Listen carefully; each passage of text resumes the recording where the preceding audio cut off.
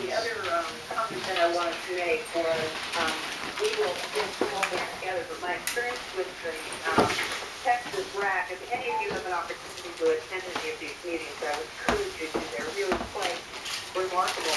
The groups are really quite enthusiastic. So we'll either people apprised of when the RACs are meeting and whether there's an opportunity for any of you to attend, but I would certainly encourage you to do so. But again, we'll get back to you on sort of summaries of what we've done today. We'll restructure and rethink based on the comments today. But I appreciate everyone giving us an hour and a half on an afternoon to sort of walk through this. Meredith, anything I have forgotten that we need to mention? I think that's it. Thanks, Kayla. Okay, Joanne, Lori, anything else you wanted to say? We're good. Okay, really appreciate it. Anyone else on the committee? Have anything else they wanted to ask? Thanks for being such a great leader. Thank you. Thank you very much. All right, everybody. Thanks very much. I'll see you in a few weeks.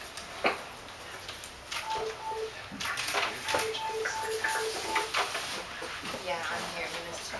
Oof.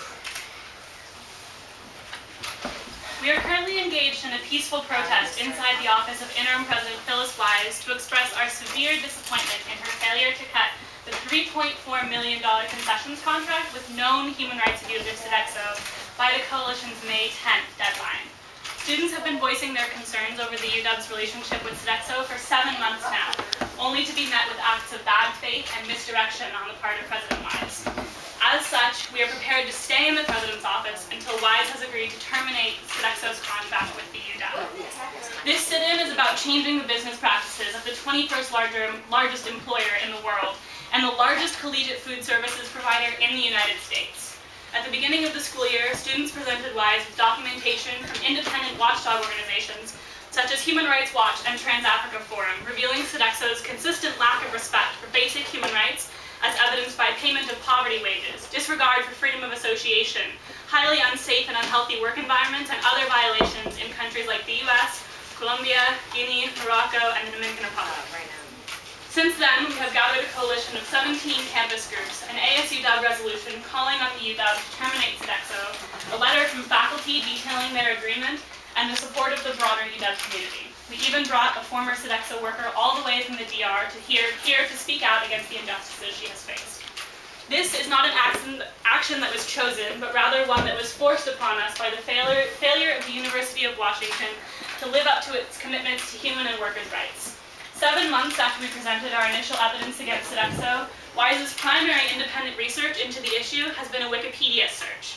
President Wise has continued to stonewall students and act in bad faith through her lack of transparency on issues regarding this contract.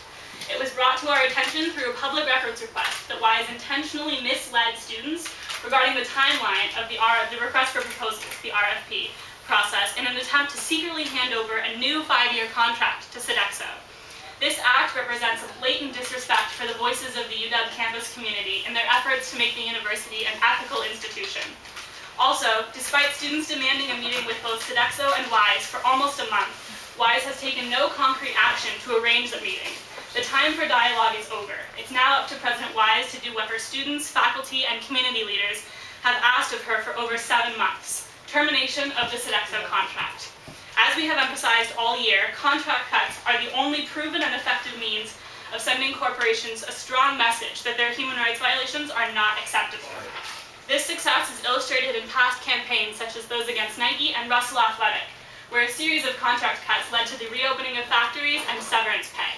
By refusing to do business with Sodexo, we are also sending a clear message to both Sodexo and other corporations around the world that their unjust labor practices will never go unnoticed.